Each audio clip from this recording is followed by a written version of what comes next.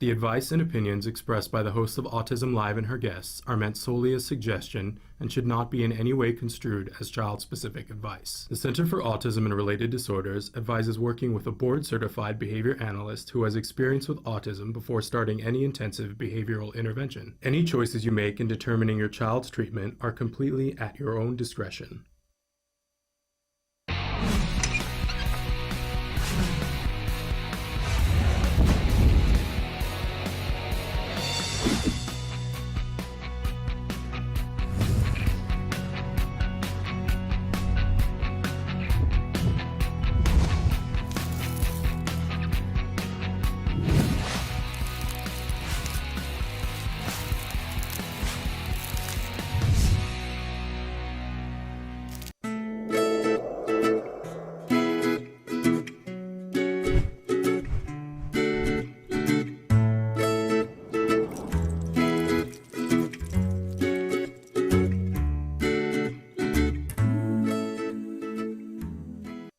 Good morning and welcome to Let's Talk Autism with Shannon and Nancy. I'm Nancy Alspaugh-Jackson. And I'm Shannon Penrod, and glad to have my cohort back. Glad to be back, Shannon. Thrilled that you're here. I know. And we got a big show, too. Yes, we do. We've got a very special guest that we both adore, Yeah. Christina Adams, who is author of the new book, Camel Crazy. But before that, she was author of the book, A Real Boy. And that was really what brought me to CARD. Right. That and the fact that it was given the book by a mom who was a CARD mom. A Real Boy, to me, was one of the best books ever written on autism. Right. Yeah.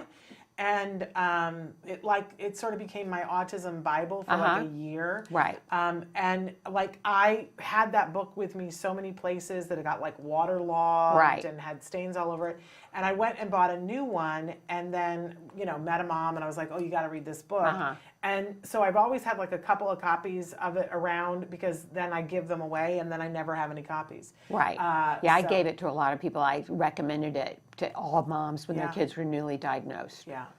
I think it's a great book, and we've always said to her, when are you going to write the sequel to everything that happened after you left CARD, all of those things, and it's finally here. It's finally Her journey out. with the camels is truly amazing. Which goes completely in a different direction than how anybody ever thinks anything is going to be.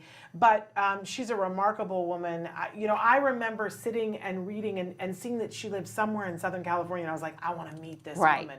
I want to meet her. I want to know her. I met her at a doctor's office where we both took our sons for early intervention. Dr. Michael Goldberg, she did his protocol for a while. Well, and it was years later for me, and there was a video that they had of her, and I was like, that's what she looks like. And I remember asking her to be on Autism Live in the very early days. I was like, well, I got to have her on the show. And I was so nervous and excited, and now I consider her a friend. Yeah, I do too. Absolutely. And I'm always like a little like, oh, look at me, friends with Christina Adams, because she was such an icon to me. Yes. And such. And she hosts a segment on Autism Live. We have a running segment with her that Autism and Beyond that we filmed with her. Right. That's her. That's Christina, and she's just a fascinating she sure lady. is. I can't wait to interview her today. Somebody that I surely respect. And they say that when the student is ready, the teacher shows up, and that you have many great teachers in your life, and I count her as one of my great teachers in my life. So love that she's going to be here with us. And first we have some news. We have some in the news stories. First of all, I love Spectrum News. They have some great I respect articles. them, and we a lot of times we'll refer to articles and send you over there, and I really think that they do a great job of covering news. No offense to Spectrum News, but there is an article that is running right now with the title, the headline is, Study Finds Thin Evidence for Early Autism Therapies. And I went, what? Right. How could that be? That early intervention is not effective. That just can't be. And it's a bad title. Right. If you read the article, what it goes on to say is that basically there have been 2 studies that looked at, and they were meta-analysis. So a meta-analysis is when you're not doing study work of your own, you're taking a group of studies grouping them together and looking at what, if you group them together, do you get any different information? Now, meta-analysis studies are great because sometimes it says, well, this study, and if you put them together, then you've got an interesting thing. But sometimes it's a reach because you're asking the research to do something that the researchers didn't intend it to do. So you got to be careful with a meta-analysis. So they took this article is about two different meta-analysis studies. One where they were looking at a wide variety of different therapies, including things like the Denver Early Start model, a bunch of different things, but not just pure ABA. Right. So a bunch of different things, but not, and even things that you might use in conjunction with ABA, but not pure ABA. And they looked at those things. And what the meta-analysis found is not that those things aren't effective, but that the research done on them wasn't what they call robust. Right. That there wasn't enough data about things in order to draw a clear conclusion. So that's what the thin evidence is. The study wasn't robust enough, not the evidence, the parameters of the study. The other meta-analysis that they were looking at was for PRT, pivotal response therapy, which is something that you can use in conjunction with ABA, but on its own, it's not ABA. It's just like a tool that you can use in a method that you can use within ABA. And same thing, they expected to find that it was wildly effective, but what they found was that the study wasn't robust enough and they didn't look at enough of the right things. So none of the studies were conclusive, and none of them were looking at the single biggest early therapy that is done, the one that insurance pays for, which is ABA. So I'm going to call foul on this title. Okay. Fair enough. It didn't find thin evidence for early autism therapies. It found that they're not doing research effectively for things that are in addition to ABA that are considered early therapies. Right. Right. That's what the so ABA is not in this they didn't look article. at ABA. No, they didn't. They didn't And look then at ABA. a speech language pathologist that was quoted in the article says an individualized approach that uses evidence-based methods is probably best. Right.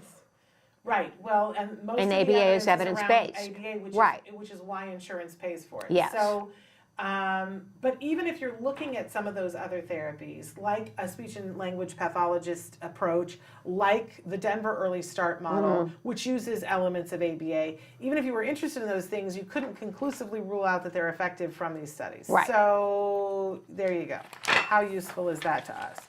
However, there's another study out that claims that 1 in 4 children with autism is undiagnosed. Which is horrifying. It is horrifying, and worse than that is that it says that there's a particular group of people that are more likely to be undiagnosed. Share with us. Black or Hispanic, most of the kids. And this is from Autism Research. And about 1 in every 4 8-year-olds assessed in the study was found to have undiagnosed autism and wasn't receiving any services. Yeah. Well, and look, I think this is probably very accurate. 1 in 4. It might even be worse than that. Right. Because we see on a daily basis how many people write into us and go, my child is 7 or 8.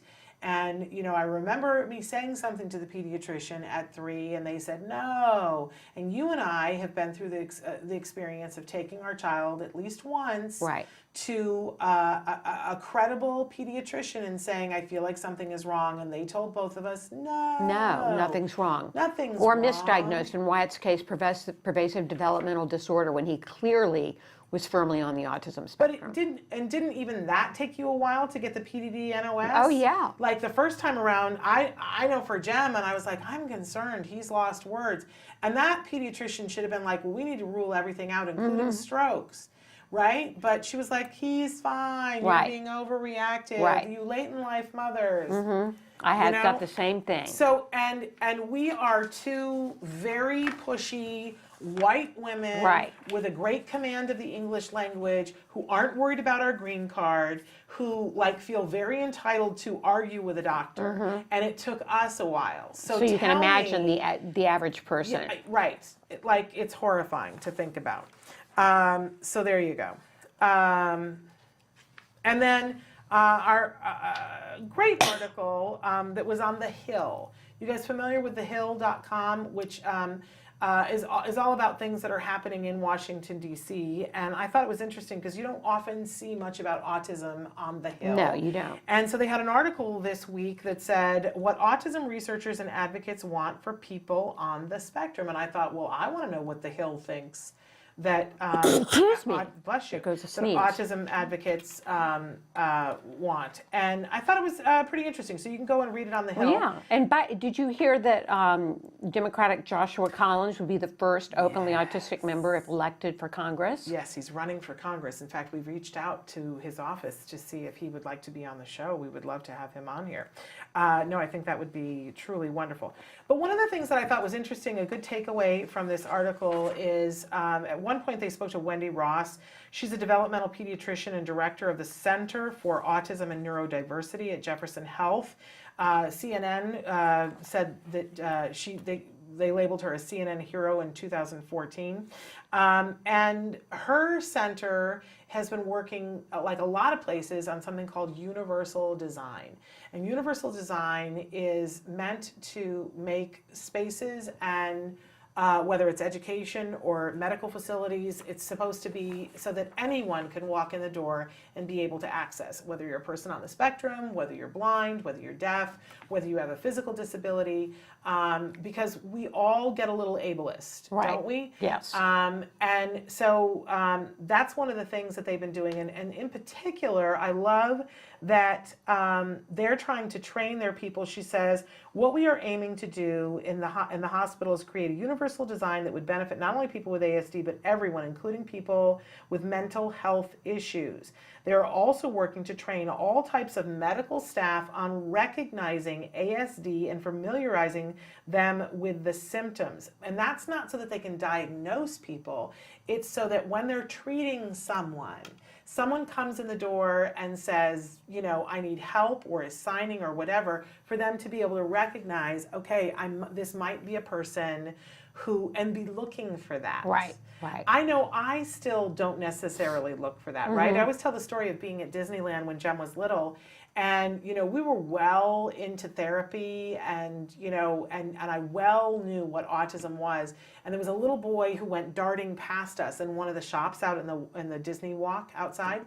And I'm always on the alert. My mother raised me, if there's a kid on their own, to identify and go, lost child, you know, call over people to help, stay with the child. And I did. I said to my husband, get somebody, I'm going to stay and take Jem with you, and I'm going to stay with this kid. And I followed him and he hid underneath a clothes rack. And I went up to him and I said, hey, honey, are you lost? Are you here with somebody? And he said nothing and hid his face. And then at a certain point, I asked him another question, and he started signing. And I was like, oh, he's deaf, right? Right. But he wasn't making eye contact. And the worker came over, and I said, you know, do you have anybody who can sign? I only know a couple of signs, but apparently he's deaf, right? And I'm telling everybody, he's deaf, right? Like all these things. Well, here comes mom, and she's like, he's not deaf. He's nonverbal, and he has autism. And she looked at me like, you know nothing. And of course, I wasn't going to sit there and go, well, here, meet my child. Right. But because I felt like an idiot. Right. It never occurred to me. Right. Never even occurred to me. And I thought, boy, if it's not occurring to me, who else isn't it occurring to? Right. So I love this. The article goes on to talk about some of the ways that they've tried to make public spaces more accessible. So it's a good read. Check it out. The Hill. She also says we don't have a medical system that's prepared to serve everyone with autism that is now being diagnosed. Yeah. Well, anybody who diagnosed. has a kiddo on the spectrum of any age who's been to an emergency room, we're all well aware of that, right? Right. I mean, that is just the truth. Yeah. So good on her for recognizing it and trying to do something about it. So that is in The Hill. Okay. But we've got a wonderful guest, Christina Adams. We're going to take a break and come back to Yes. Christina Adams. That's right. So stick with us. Hey, I'm Candace Cameron Bure. Tom Bergeron. You're watching Autism Live. And you're watching Autism Live. And you're watching Autism Live. You're watching Autism Live. Do you provide care services to someone with autism? Recently, more and more children are being diagnosed with the condition and getting the support they need as awareness grows. But what happens to these children as they grow up? It's estimated that over 500,000 youth with autism will turn 18 in the next decade, and they'll be faced with a very difficult reality. As children with autism grow up, their services start to disappear or become very difficult to access. Things like medical care, mental health counseling, vocational training, and more. All services that are still desperately needed. The loss of support that youth with autism face as they grow up is so severe that it's referred to in the autism community as falling off a cliff. Adults with autism need the same level of support they had as children to avoid falling off the services cliff. Introducing Skills Living, the web-based software designed specifically to help transitioning youth and adults with autism so they can avoid the cliff and instead fly to success. With Skills Living, help your learner with autism develop the skills they need in all the critical areas of adult life, including self-control, planning, and problem-solving, effective communication, performing life skill tasks for independent living, acquiring and maintaining employment or other meaningful activities, developing and maintaining social skills and relationships, accessing transportation and public services, and being safe. Skills Living includes a comprehensive assessment, a data collection mobile app, behavior intervention plan builder, and automatic progress reporting. It also provides a complete curriculum addressing 16 key areas spanning the entire range of functioning adulthood. Skills Living is easy to use and can be implemented by schools, parents, and autism service providers. Call or click today for your free demo and see how Skills Living can help your learner with autism avoid the cliff and instead reach their fullest potential. Skills Living. Wish, learn, become.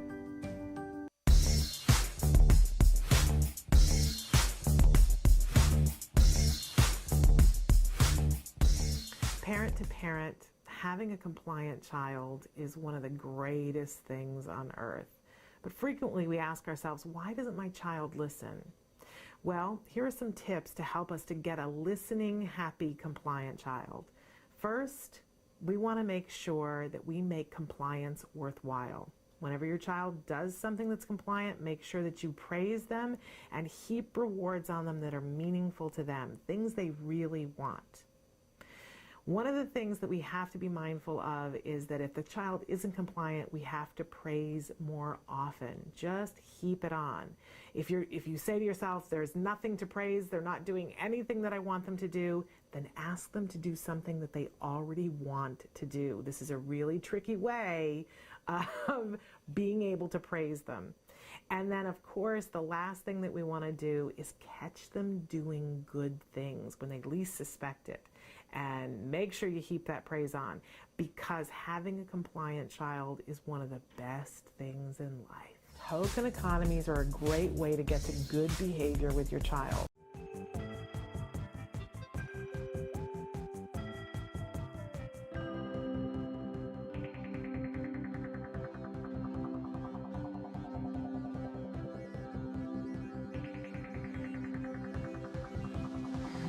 Hi, welcome back to Autism Live and What's Left. I'm here with my good friend Amy. I'm so glad you could come back. It's a lot of fun. Thank you. Amy, where are you from? New Jersey. Jersey. Jersey. Jersey. Great. Well, I love having you here.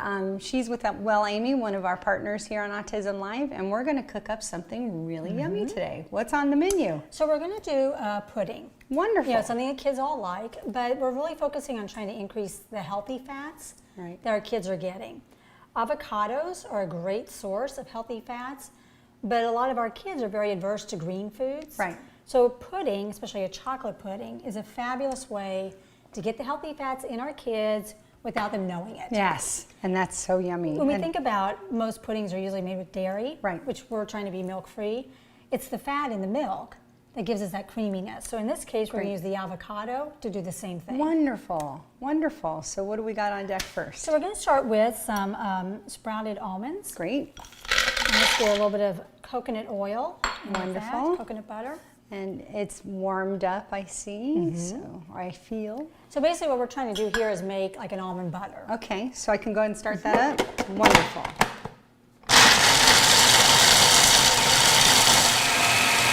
I think we're good.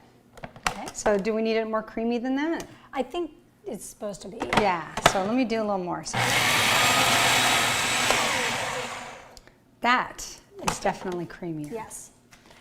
So now we're going to add some honey. Wonderful. How much of honey do you put A into fourth a cup.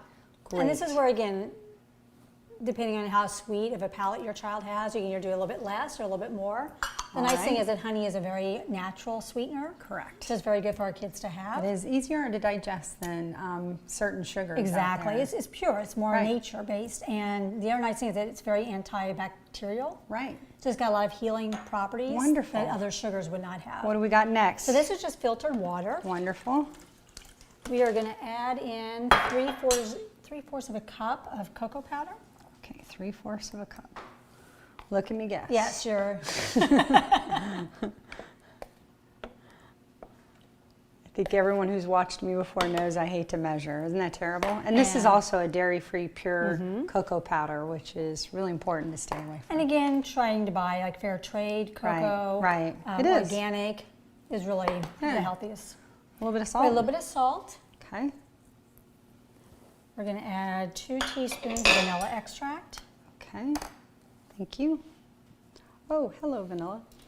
So now we're going to add in 2 avocados. Great, and we got some extra ripe ones. And is it better to go extra ripe with this? It definitely is going to be softer, so it's going Right. to make it easier to scoop it out. Right. Oh, this is so yummy. You would never think avocado and chocolate. Right. How does that It's amazing. translate? It's amazing. Awesome. Good to know, because I would never for a million years, I would say Mexican food or pretty much anything but breakfast food, but not chocolate. And I think also, like, if kids get introduced with avocados this way, then when you then try to transition them into something that actually is more, it's more apparent that there's an avocado. Right. The taste buds will already now recognize the flavor. I call that its natural habitat. Exactly. Got it. Are we ready to go? We're ready. Awesome. So you're basically going to blend it until it's very well mixed.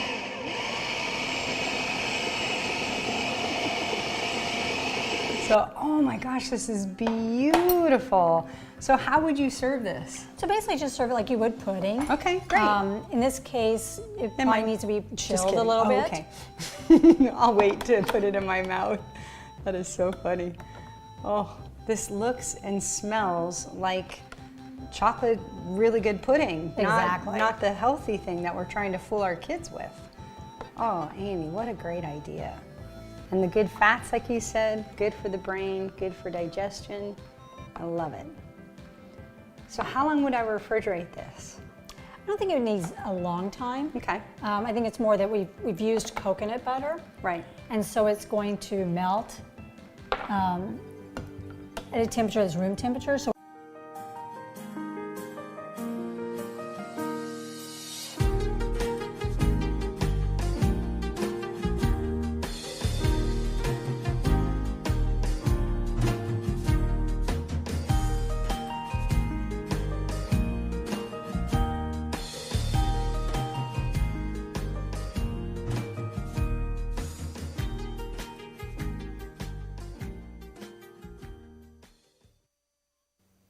Neurodiversity in parents.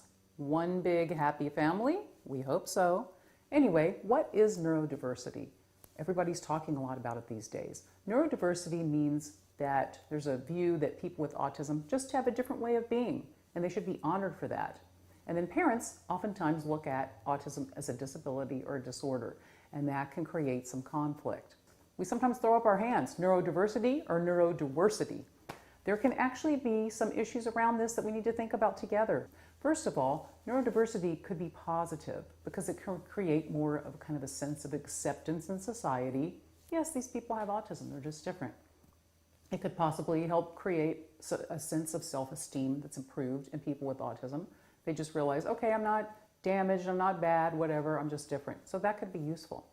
On the downside, it could be an excuse to not give services to people with autism, to not have much empathy for their parents, and to not look at ways that they can be helped. And in many people that have autism, they do very well. Other people do not do well at all. They can't access services. They cannot enjoy their life. They're in pain. So it is important that we understand it's not just one issue. So how do we solve this when we look at neurodiversity?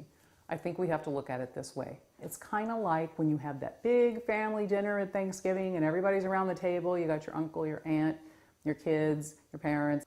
Everyone has an opinion. It doesn't necessarily mesh. And I think the way that we need to think about this is we need to respect each other's opinion, because actually we need each other.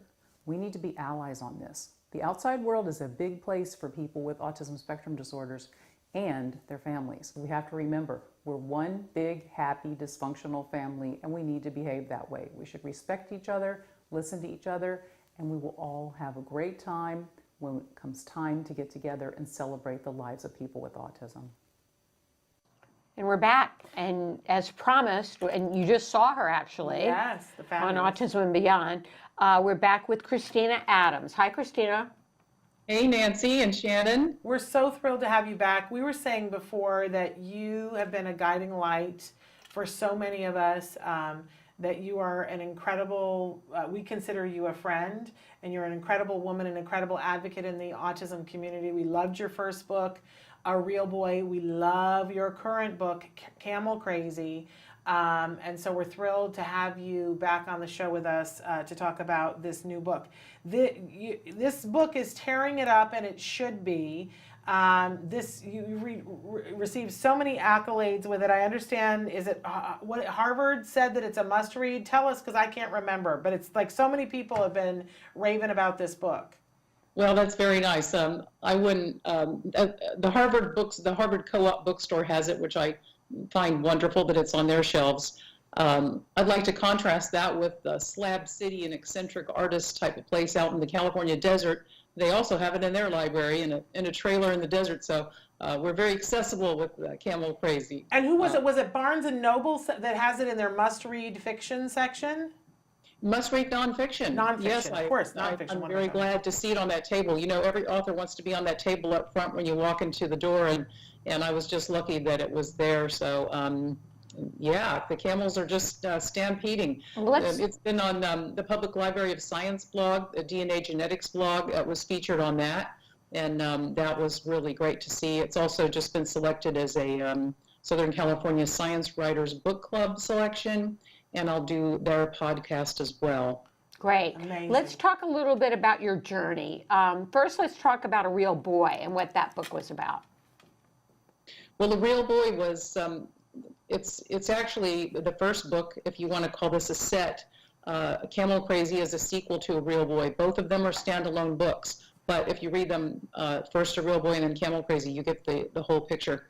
So as we all were before we came into the autism world, we're just minding our own business, doing our thing in life, and then you get put into the autism world if you want to help your child. And so that I had been a professional writer in my life, and so I just turned all those skills into kind of living the autism story, processing the autism story as far as being a parent of a small person with autism, and realizing what was going on in that world, which was both great and not so great. So I wanted to tell that story because at that time when A Real Boy came out, there was no book that told the whole story. There were really good influential books that told, more about the diet piece or more about the behavioral piece, but I didn't find it was one that told that whole, emotional and interventional story. So I wrote that book, A Real Boy, A True Story of Autism, Early Intervention and Recovery. So after that book came out, which it did, we got a lot of good coverage in the Washington Post and did several printings, and people are still buying it, so that's wonderful. But then I was just minding my own business, back to doing that, because we like to do, keep our personalities and interests alive despite, dealing with autism all the time as parents. So I was at a children's book festival and met a guy with a camel, and that's what led to the new one, Camel Crazy, A Quest for Miracles in the Mysterious World of Camels. So I was just going to say, one of the things that I love about you as a writer is that you're a brilliant writer, and let's face it, there are lots of books about moms' journeys with autism, right? But, and it's like chapter one, and then we go through, this thing, and we get this, and they're good books, I don't mean to disparage.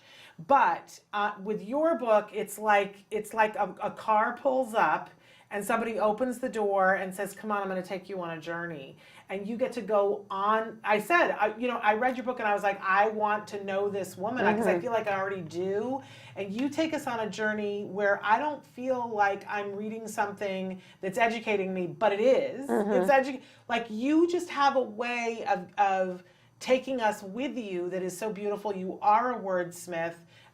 You just dive into the book and you feel like you're on this ride together with somebody, and that you're going to end up in a place where you didn't expect to be, but that you're richer for it. And certainly that was true in A Real Boy, and certainly that is true in Camel Crazy. And but then all the information that you give us on top of that journey, it just adds to the depth of how you write. Thank you.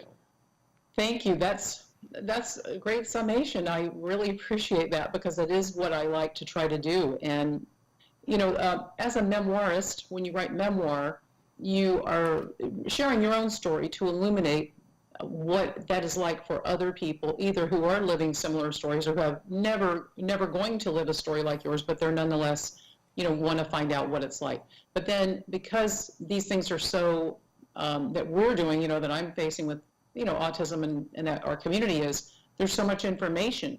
And in my past career, I did deal with information and translating that to audiences that didn't have time to read a big, thick thing on, you know, an aircraft or a weapon system or whatever, a policy that I used to do when I worked at the Pentagon. But, you know, you can distill that into little nuggets. So I guess I got that skill, and I just want to, you know, I like to dig into information and shake it and see what the big picture is for that information. We don't need to know tiny, tiny details of everything. We need to process that and figure out what that means. So I'm doing that, you know, for you, hopefully. Well, it's amazing. Yes, it is. It's very moving, and you feel like you're there alongside you in your journey. So you told us you met your first camel. What happened after that? Well, I looked at that camel and I said, hey, well, I'm really, really bored, and my son is reading books. He's fine. He's age 7 at that time. And so I was about also to become a single mom, and that was a very precarious, scary time, because, you know, that's what you're afraid of as a mom, being alone with your child and not having the help that you need for both of you to sometimes actually just survive.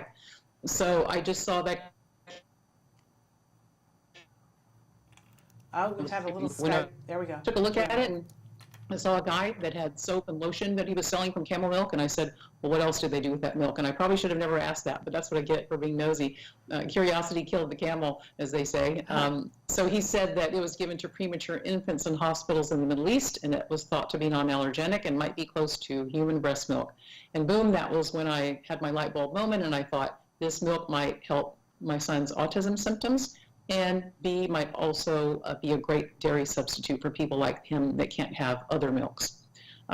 For him, dairy from a cow, and though it didn't work either, would make him hand flap and toe walk, and he literally said, it feels like there's dirt in my brain, once he got good enough at speaking to say that. And so all the other milks too, those vegan milks, would all set off allergies. And so we were down to potato milk. And so I was still always wanting an animal milk, because that helps build bone strength better, which now is actually borne out by a study. So boom, I have to stick my nose into that world, and I just became obsessed, and it's been a 14-year rabbit hole journey, and that has led me from America to other countries, and I've met the most amazing people in this journey, and I'm just so lucky that they wanted me to, you know, share their culture and their value, love their healing traditions with the world. And so, yeah, let's go on a journey, because, you know, we have a lot on our plates as parents, but we still want to learn and to, we have value to the world ourselves. I think sometimes we forget that. I mean, I used to think I didn't matter at all. Everything was about my son and getting him better and getting him progress and getting him where he could be. And if he wasn't going to make progress, you know, that's how it is. You just have to make them happy and successful as they can be. So I didn't matter for years. So I felt like finally, you know, I want to at least have a life a little bit of my own. And so that really helped, you know, when you're trying to help others, and if you can find something in that for yourself too, and to still create a community that you can be part of and other people can be part of.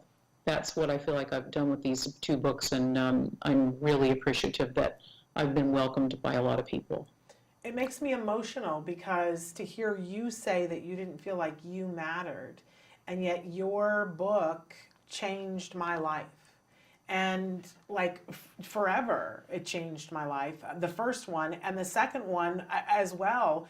You know, I just think it's a lesson for all of us about, that you are somebody who follows your passions and follows your instincts. And I learn from that all the time, quite frankly, Christina, that, because I don't think there are very many moms who would have been at the bookstore and been like, been at the book fair and been like, oh, there's a camel, so I guess I'm going to die. Like, we might have Googled it. Right. But the rest of us would not end up, in a tent with Bedouins. Bedouins, right. You know what I'm saying? Hey, I did Google it. There was zero. So, leave it to me to have to create my own, support my own scientific theory. So whatever, it just happens, but You're an if you find adventurous something- soul, though. Well, Yeah. Tell us what actually happened once you discovered the camel milk with your son and with others on the spectrum. What effect did the camel milk have? well, it had, for my son, he was sort of, I like to say he's almost like patient zero in some ways. Now, I did have that idea. I went home, there was nothing on the internet about autism or anything, just weird articles about making cheese and how hard it was and stuff. And so I didn't give up, though. So I kept researching, and then a few months later, I found that there was an article by Dr. Ruben Yagil and another doctor, medical science professional, and they had given camel milk to some kids with autism in Israel, and they got better. So it was kind of a short-term article, but that just showed me I was on the right path. So that's when I had to kind of smuggle it in with, medical support from Bedouins in the Israel-Palestine area of the Middle East. And I gave it to my son, and he got incredibly better overnight, like shocking, on 4 ounces of camel milk. So after that, it just threw me, into this whole investigation mode, which I went into before I gave it to him. So I'd done my due diligence as far as science went, kind of made the theory on why it might help. It worked beyond my wildest dreams. So after that, I just kind of became a camel milk investigator. But in 2012, I wrote an article called Got Camel Milk, and it went viral, and it just really helped kick off the whole movement and industry around the world. So in 2013, I wrote a science article, which I've talked about before on Autism Live. That's now been cited maybe about 13 times. So that kind of got a lot of citations, as we know now. And now thousands and thousands and thousands of kids and adults with various medical conditions are using camel milk. And so it's amazing. It's global, around the world. In America, the thing where my son is kind of patient zero, I did get milk in America when they started milking camels around 2011. And I gave it to him, and he showed the same response as he did from the Middle Eastern camel milk.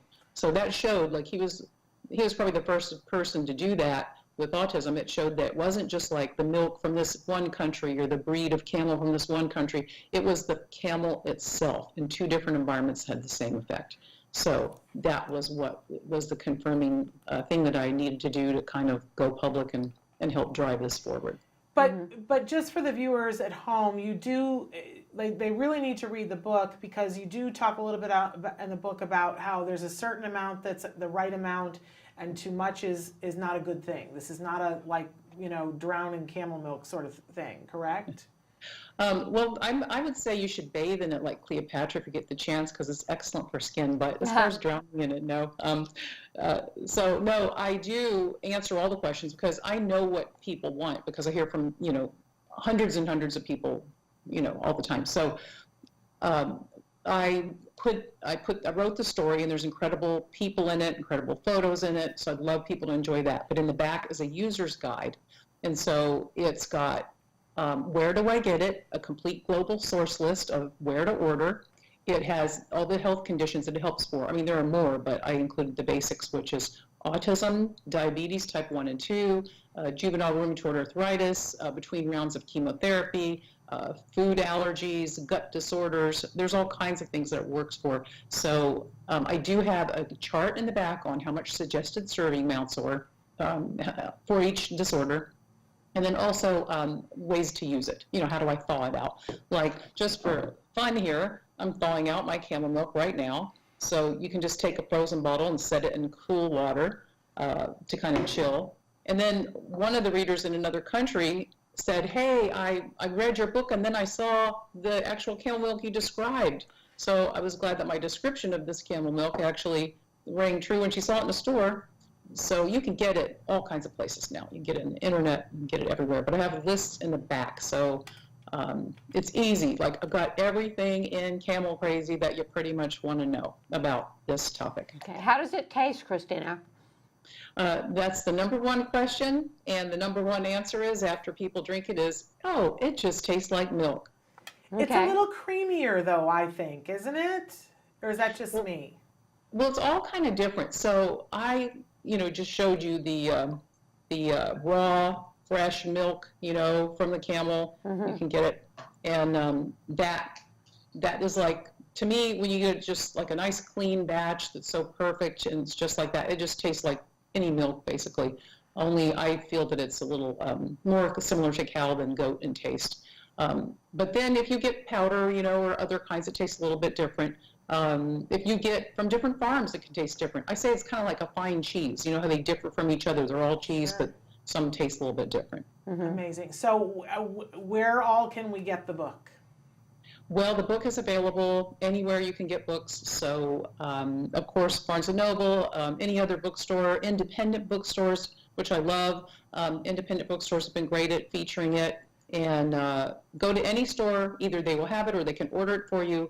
Also, Amazon.com in any country where it operates can get it to you. Let's see, if you want a signed copy, write to me and I can send you a book plate or a signed copy. And then, of course, for our international buyers, it's bookdepository.com. But if you go on my website, ChristinaAdamsAuthor.com, all the places, you just have to push a button, it'll tell you where your independent bookstore is, or your Amazon, or whatever you want to do. So wonderful. We highly recommend it. Highly recommend it. And also your first book, A Real Boy. Read them. Absolutely. If you haven't read that, you can read the two of these books. They go together and document Christina's journey. Amazing, amazing. Thank we you. want to take a little bit of a break, but then if you still have time, we'd like to come back. There was a story that you brought to our attention yesterday that we'd like to have you talk to our viewers about. Do you have time? Yes, I do. Okay, we'll We're be going to back take a break and we'll be right back. You say howdy, we say hi. Let's get rowdy, let's get wild. Let's get wild. Let's get wild. Let's get wild. Let's get wild. Let's get wild. Hi there, I'm Lisa Ackerman. Welcome to the show. So the goal of today, we're going to make meatballs. Let's get started. So again, I'm going to take roughly a pound of my ground organic turkey, and I'm going to add in the secret vegetable. So if your kid doesn't like vegetables, don't cook in front of them, okay? Have them watch a movie or something. But you definitely want to make sure they're not watching, because then they won't eat it. So, and here we go with the egg. And our breadcrumbs. I'm just adding salt and pepper to taste. If you think about kids' shapes and sizes, you want to think small shapes, small hands. So your oven should be preheating at about 400 degrees. We're going to kick into the oven here and look at our meatballs. I did flip them halfway through the 20-odd minute. So we'll put, just like Julia Child's, there's our finished product right there. These are good. Cooking is easy. You don't have to be afraid of it. But we want to hear from you. If you can let us know what recipes are important to you, maybe convert a recipe from a traditional flour or gluten-based to a gluten-free or an allergy-free, we're here to help. So you get to us, you can email us at autismlive@gmail.com. You can reach out on Facebook at facebook.com/autismlive, or reach out at Taka Now. So I know you're having a great day. I had a lot of fun cooking with you in the kitchen, but I'll tell you, before we end, I gotta have more meatballs. Have a great day. You say howdy, we say hi. Let's get rowdy, let's get wild. Let's get wild.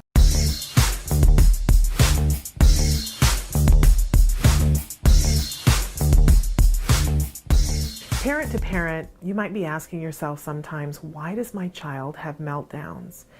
Well, the difference between tantrums and meltdowns, tantrums, they're a part of typical development, but meltdowns are when things get a little bit more out of control, when even the child isn't sure what's entirely wrong. Generally with a meltdown, there's an environmental component. There's something else going on outside the child that's making the tantrum worse. It's really important that we start to be detectives and take notes and look around at the environment and start to figure out what are the things that happen every time your child has a meltdown. And lastly, it's important to get help. You really can't face these kinds of things effectively, completely on your own. Tantrums, they're a part of typical development, but don't accept meltdowns as something that just happens. Make sure you get help and support. You might be asking yourself if your child has autism.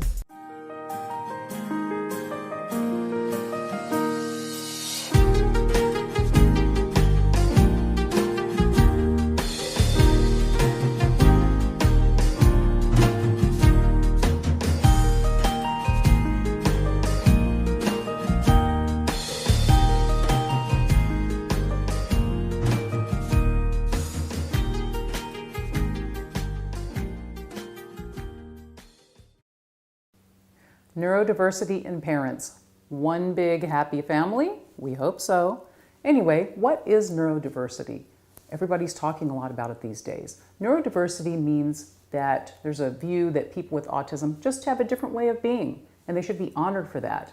And then parents oftentimes look at autism as a disability or a disorder, and that can create some conflict. We sometimes throw up our hands, neurodiversity or neurodiversity. There can actually be some issues around this that we need to think about together. First of all, neurodiversity could be positive because it can create more of kind of a sense of acceptance in society. Yes, these people have autism, they're just different. It could possibly help create a sense of self-esteem that's improved in people with autism. They just realize, okay, I'm not damaged, I'm not bad, whatever, I'm just different. So that could be useful. On the downside, it could be an excuse to not give services to people with autism, to not have much empathy for their parents, and to not look at ways that they can be helped. And in many people that have autism, they do very well. Other people do not do well at all. They can't access services. They cannot enjoy their life. They're in pain. So it is important that we understand it's not just one issue. So how do we solve this when we look at neurodiversity? I think we have to look at it this way. It's kind of like when you have that big family dinner at Thanksgiving and everybody's around the table. You got your uncle, your aunt, your kids, your parents. Everyone has an opinion. It doesn't necessarily mesh. And I think the way that we need to think about this is we need to respect each other's opinion, because actually we need each other.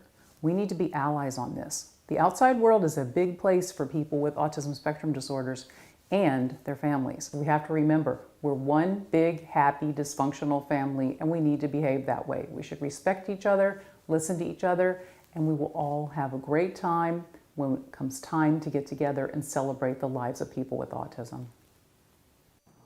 And we're back with Christina Adams, author of A Real Boy and Camel Crazy, and we've been hearing about her journey in the world of autism, and now she has another story that she wants to talk to us about. Thanks for coming back, Christina. Over the years, Christina has shared with us sometimes, I mean, you're a wonderful advocate for the autism community, and there are different things that come up that you're a leader and you say, look, this is wrong, and maybe we want to do something about it, and a lot of people listen to you. So you talked to me yesterday about a story. Tell the folks at home about this story.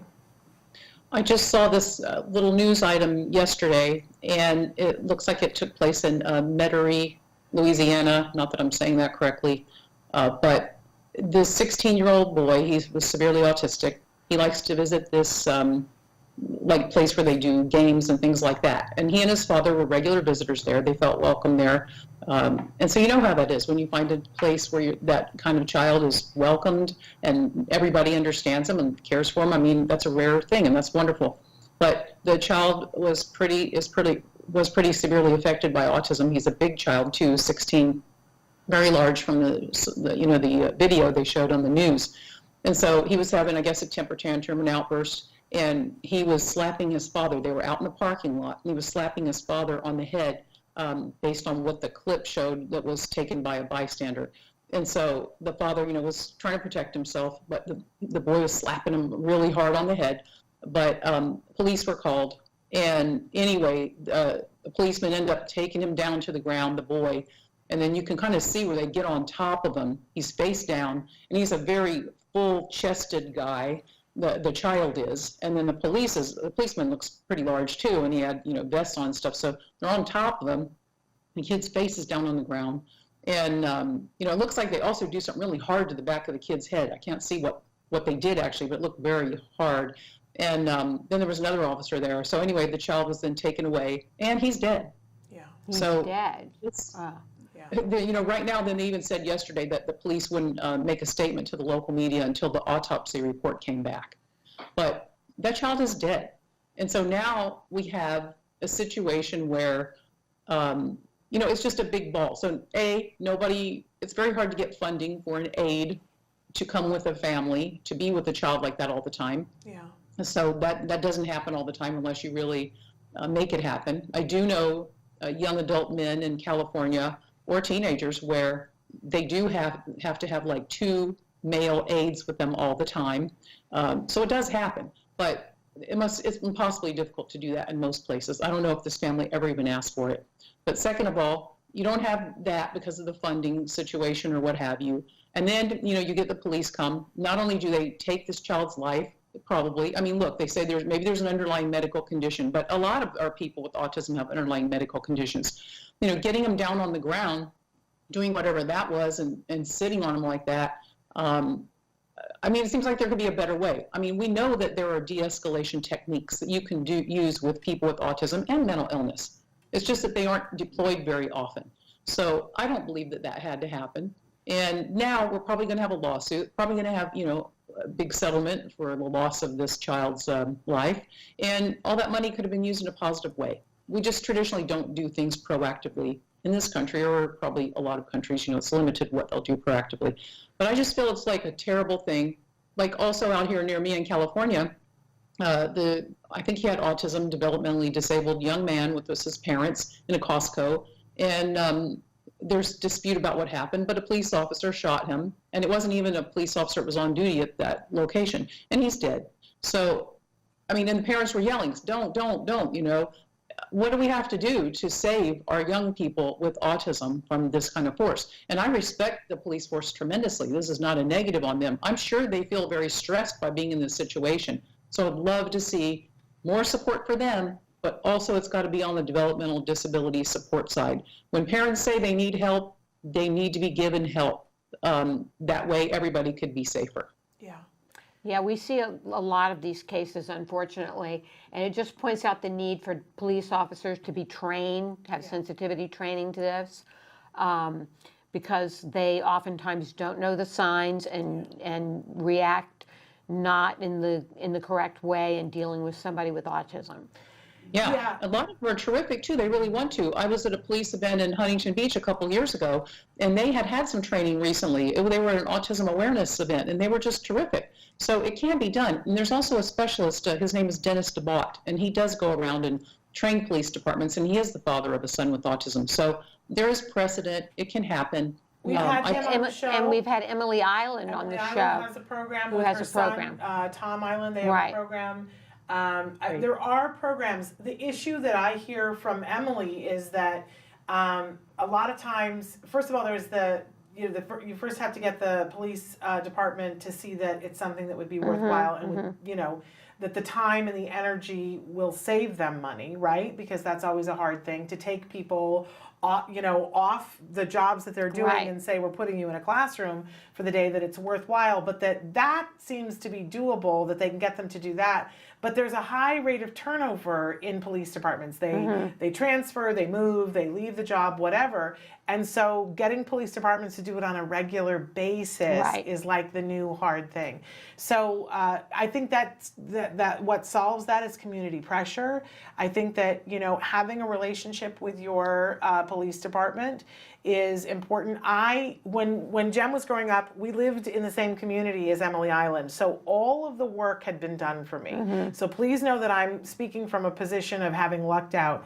But Emily had worked with her local police department and had events and things like that. But I remember a time when they wanted me to teach my son at CARD. They wanted him to learn the lessons of different, like what are first responders. And they suggested that I call my local police department and fire department and ask, can we come over for a tour? And they were thrilled to. Do I think part of that is because Emily Island had done legwork first? Yes. But I think that if she could do it, we could all do it, right? And starting that relationship with your police department so that then they know you and you can make recommendations and say, when are you having an event? But start with your kid.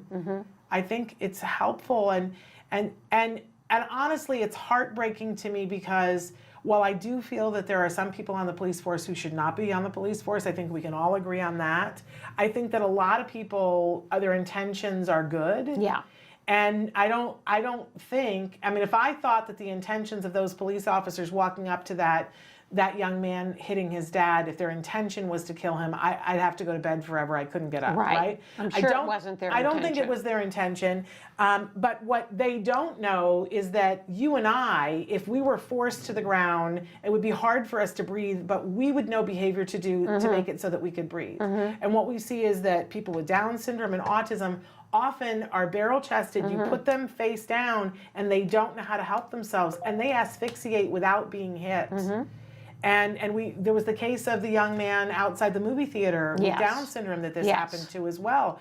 And I think that somebody at the very least has to educate the police about some people don't know the behavior of turning your head to the side. Yeah, because unfortunately these are not isolated incidences. They seem to crop up every so often. And That's right. And this will probably haunt those police officers. Yeah, I think, as you said, the police officers are well-intentioned. They just don't have the training and they don't understand. Well, it's traumatic for them too. And I will note, of course, people of color have been dealing with this for a long time. And when you take a person of color who also has a developmental disability, I mean, the risk rate is, risk goes up even more. So there are a lot of issues that we would all love to see addressed. And I'm sure that the police forces would like to see this addressed too. Yeah. But I think it's driven by parents. And everything is, right? Right. Yes. Everything. And I love that you said, let's speak out about this today, because I think it's important that we do. And both of you have series on Autism Live that are about empowering parents. And I know that that's something that both of you feel very strongly about, as do I. And so we want to empower those of you who are watching. Don't sit by and wait. Do something to help start with your child, to help your child to know how to behave. You can do Be Safe the movie, which is Emily Island's thing, and start with just your child, which teaches them how to behave when they're around the police. Talk to your police department. We need to make more happen.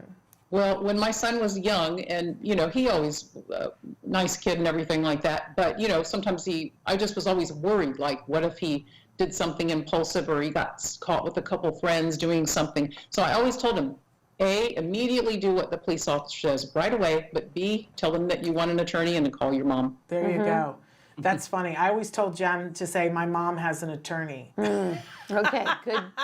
Good thought. Okay. But that wasn't for police. That was like at school. Right. My mom has a lawyer, is what I told him to say. My mom has a lawyer. And that was one of the first phrases we drilled. Really? My mom has a lawyer. That's a good one. Well, there was stuff. That's what happened. Yeah. Not what you want to raise your child to say, right? But yeah. Love that. Well, Christina, we appreciate you taking the time to be with us. I know you've been on like the media tour of all time, shaking it up, and it's definitely, I'm glad that you are, because people need to know about this book. Camel so go Crazy, out and get Camel Crazy. Yes. You'll go crazy for it. You will. Thank you. Thank you so much, Christina. Thank you, All right, Christina. you take care. Bye-bye. Bye-bye. Bye-bye. And we're just about out of time. Yes. But thrilled that my friend is back here. And it's good to be back here with you. We're going to be back next week. I'm supposed to read what's happening next week. Okay. But I have no idea what I did with it.